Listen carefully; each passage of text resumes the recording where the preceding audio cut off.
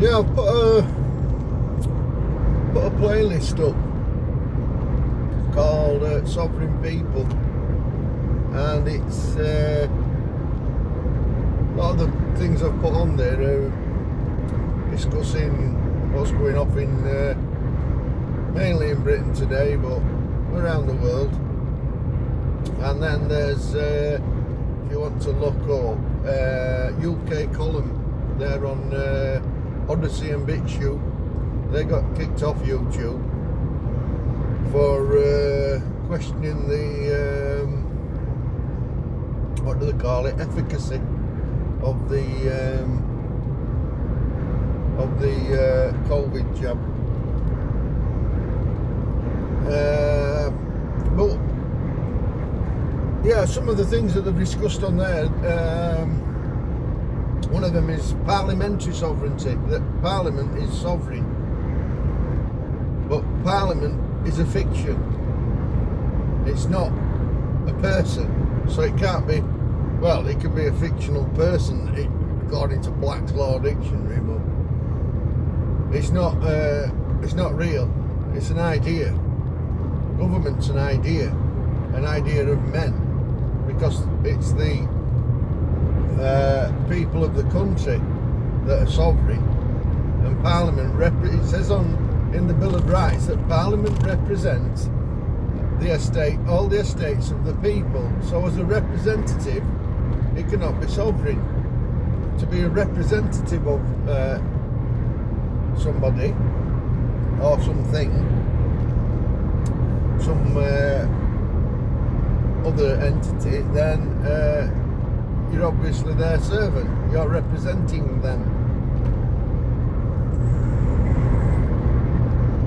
So when you've got a solicitor, they have to have instructions from you.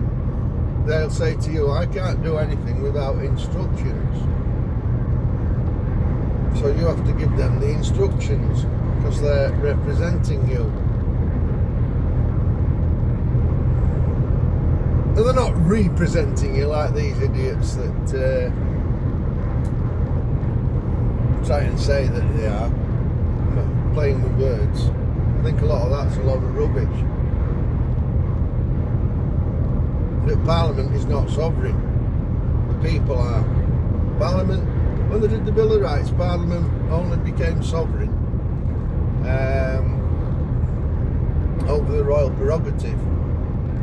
And the whole constitution of this country is to keep the government in check. So the foundation stone of that is the Magna Carta 1215, where they brought the king to check, did the barons at the time, and that is that says there that while you've got a king in this land, that charter stands, how does it say, in perpetuity. So that means forever. While you've got a king in this land, that is what being constituted in this land. And you get a lot of people, oh well, that's just for the barons, is that? No, it's for the people. The barons did a land grab, a bit of a land grab at the time, and the feudal society, then the serfs or the peasants, the villains, that was the word for villagers, villains. It's the same word. But they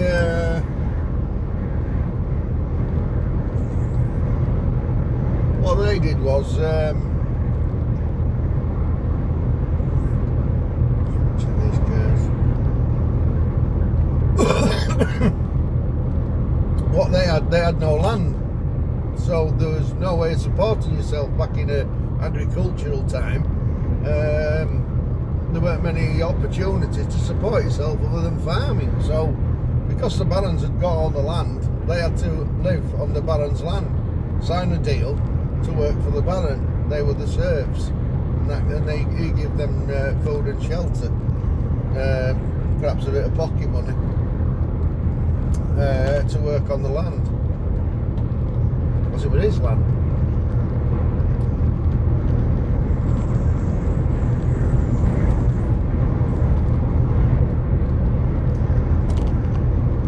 And I think that's what they're trying to bring that back now. I think a bit of feudalism. You'll own nothing and be happy, just like one of the serfs. In our technocratic society.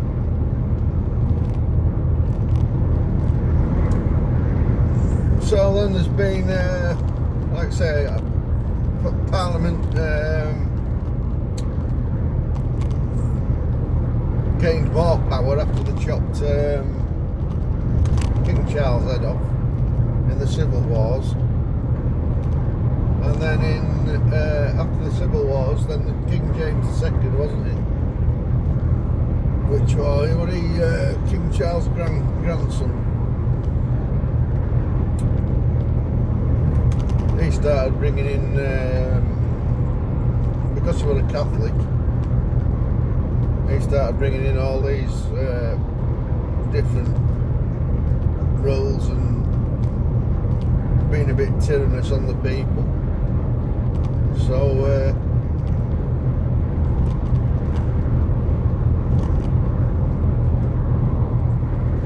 yeah, so King James, they brought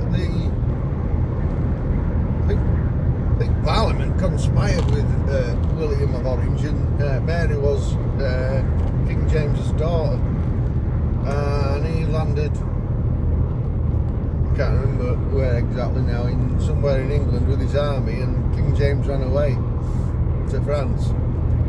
So because he'd vacated the crown, Parliament took the opportunity then to do a deal with William of Orange, and that's where then you got your Bill of Rights, the Act of William and Mary, and setting out different rules for the king, or constraints on the king, and then the coronation oath. And in that oath, it says that the king promises to rule the people according to their laws, recognised ancient laws and customs, which give us inalienable rights. And in the Bill of Rights, it says Parliament cannot do anything to prejudice the people. So, and it talks about the king levying taxes. You can't levy tax without the permission of Parliament. Now, Parliament is the representative of the estates of the people. So, how can that something that's a fiction be sovereign over the people and tax them, demand money from them? It's an impossibility if it's representing the people. So who is it representing at this time? I don't know.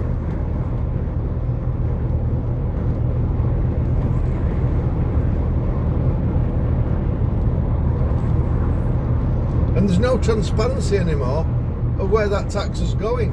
Originally, income tax was started for the Napoleonic Wars, so everybody knew where that was going.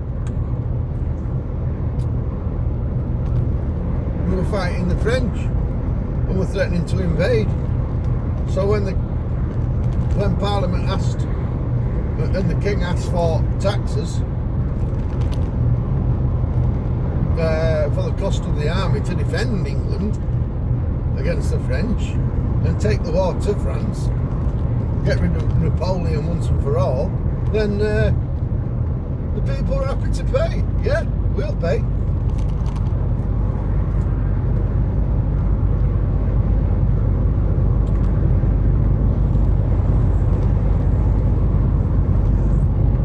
Because they knew it had to, they knew that the money had to be raised, and that's when they had a gold standard. or a silver standard. That's why the pound's called pound sterling.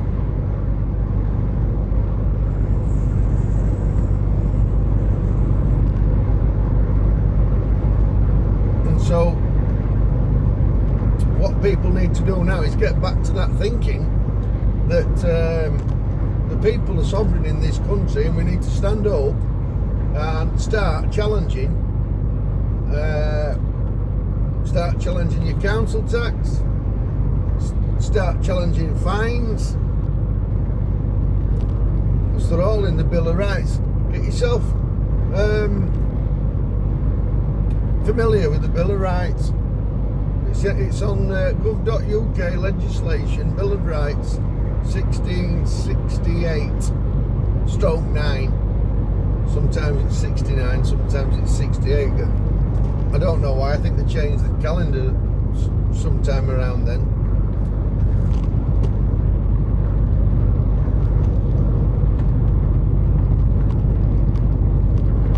But some say, oh, that's not a constitutional document. I've just been watching another channel, Sovereign. I can't call it. Sovereign Independence. Sovereign Empowerment, that's it. Go check their channel out. And I don't agree with all of that either. But there's a lot on there talking about the Magna Carta and how important a document it was. And yeah, I think it was. But then they're saying that the Bill of Rights is not part of the Constitution. Well, the Bill of Rights is, because that constitutes Parliament. But it doesn't give Parliament sovereignty, and it doesn't grant us any rights. It recognises the rights we already had. And one of those rights is to be able to be armed, to carry arms, just like the Americans.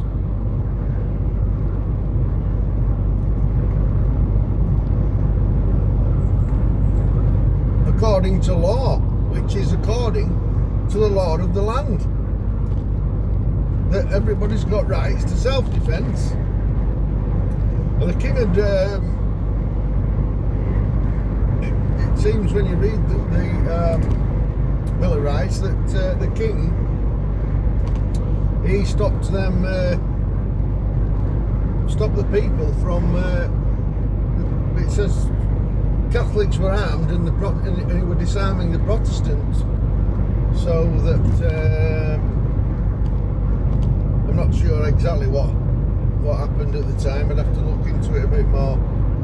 But yeah, so it said he was causing the Protestants to be disarmed, and he said all Protestants should be able to carry arms. So they weren't saying Catholics couldn't carry arms, as I read it, because of the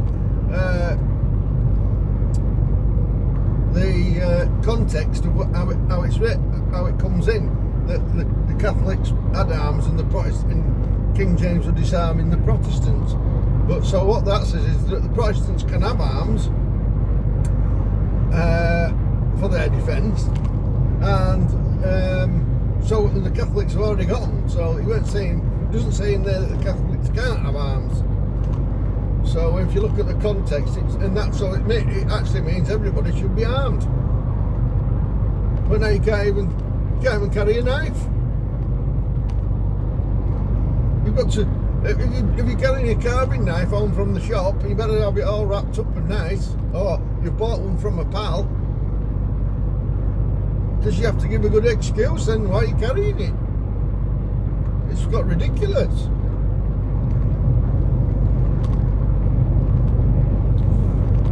So all this legislation that's not law, preventing people from being armed, having a trial by jury, which if you watch the Sovereign Empowerment video, it's very good. They cover that, and say that trial by a jury is true democracy, in that the people decide. So if you've got a government that brings in a certain law or legislation, if it's incompatible with the common law, like Edward Coke said, and I've put it on my community, the quote from Edward Coke, every Englishman owns his castle, and that nobody can be judge in their own cause. So Parliament can't say this is the law and prosecute on that without it being, if it's an unjust law or it's a silly law, it can be challenged in court as unlawful. But what you can't do, you see, it talks about the parliamentary privilege, and all that is saying is every Englishman's home is his castle. It's the same.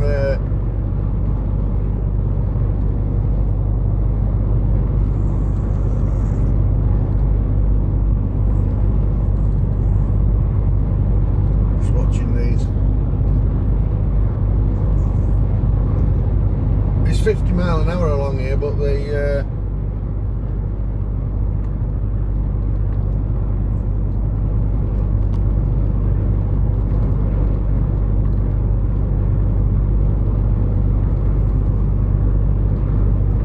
cars don't do 50, they do like 48. So I've got cars sat up in this lane at the side of me here, so I'm watching these cars here, that junction there, and if anybody's coming on, because I've got nowhere to go, because I've got 3 cars sat at the side of me here.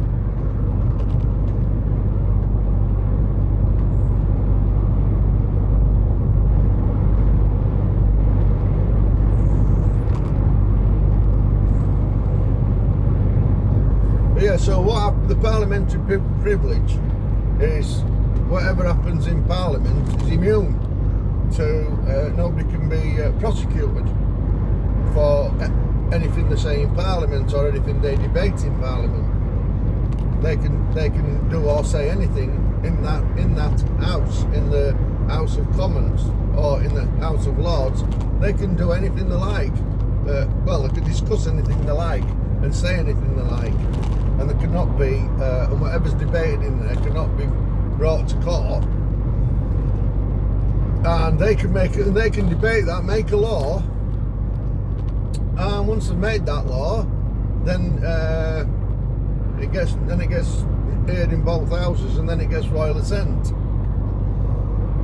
Now, they've done away with the royal assent. If you look at governmental educational books, they say that we've got a bilateral government, which is the contract between the Lords and Commons,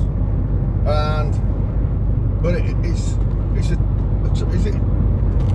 tripartite? Is it called something like that? Tripartite contract, which is there's 3 parties in it, because there's the Lords, spiritual and temporal, the Commons, and the Crown, and all of them are fictions. Not one of them is an actual man.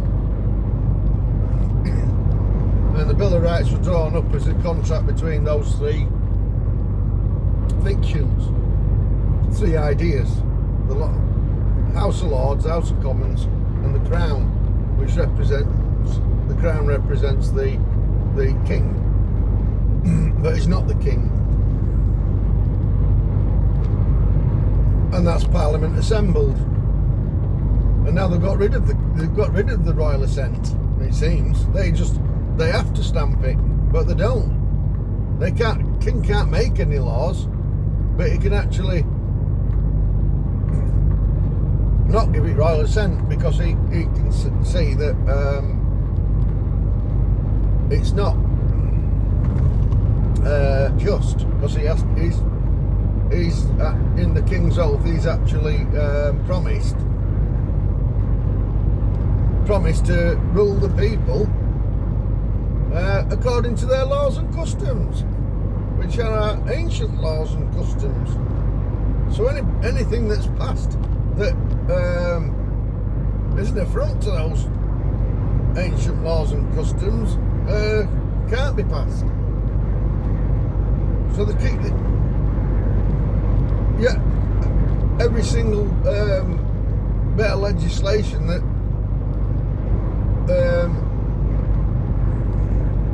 were passed by Parliament, made into law, Queen Elizabeth II stamped every one of them and gave them all royal assent. Which is like, what's point in having a royal family that we're paying for? They're supposed to be, as it says in the description of what a king is the first among equals. So he's still our equal. He's still a human being, still a man.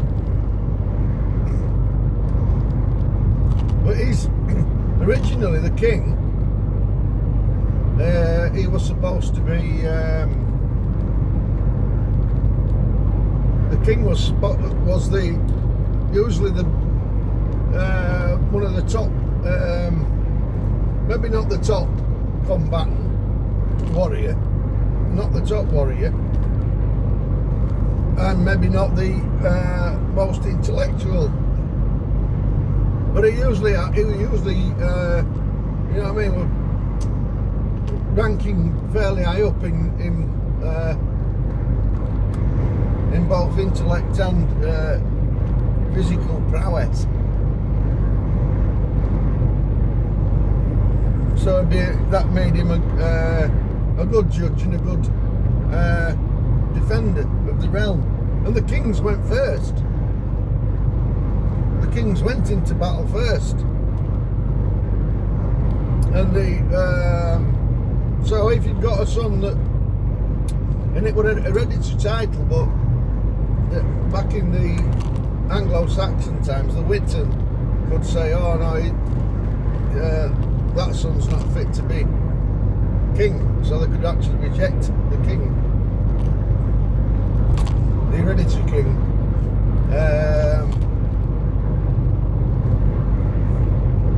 So the hereditary title was more or less enforced when William the Conqueror came. But even back in the day, those kings fought in the battle. So those kings could die. So if you had a king that weren't very good at any good at fighting in battles, then he usually died anyway, because he would have been useless.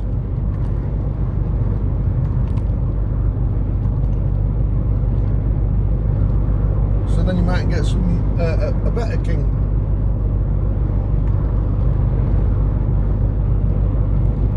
And that's how it started. That they were the first among equals.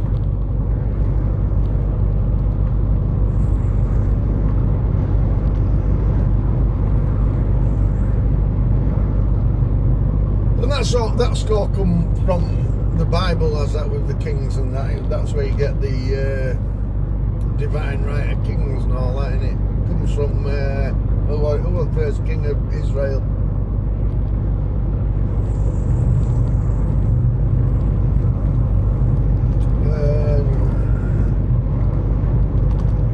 Can't remember now. What's his name? Shout it at me, shout it. Come to me in a minute.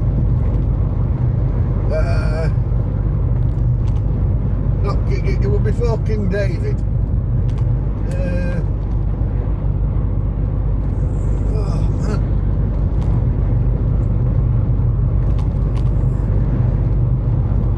Samuel, what prophet? What king there?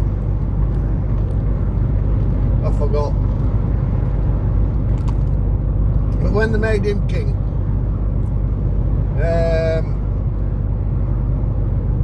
like God actually said to the prophet Samuel, they've rejected me.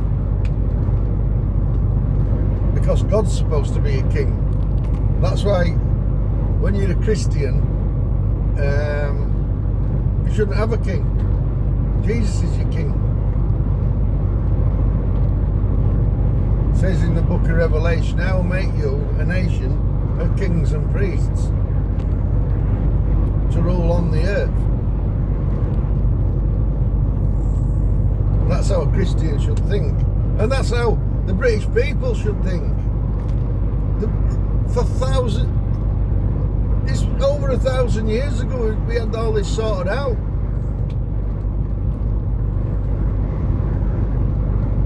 With the ancient rites and customs. And they've slowly taken them all away. And when you try and explain this to people, oh no, that's not any good. Oh, I can't, Magna Carta, that ancient now, it's gone. No, it hasn't. It can't go while you've still got a king. And the Bill of Rights can't go while you've still got a parliament. Unless you totally change the whole constitution of the country, then they still stand.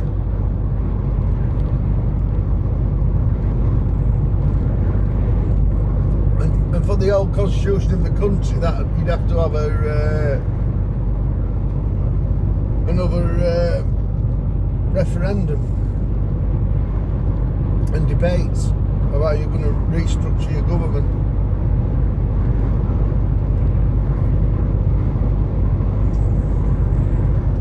As it stands now,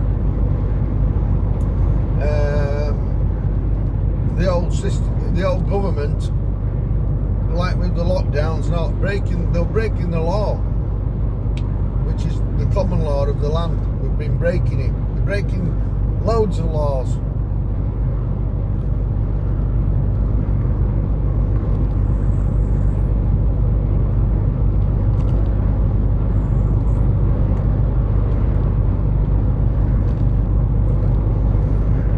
And most of the people that go to law school now don't even learn any of this stuff.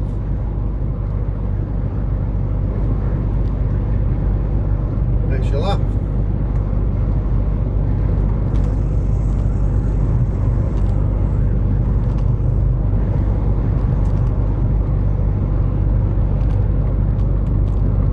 So yeah, so I recommend you all go watch a few of those videos that I put on that playlist.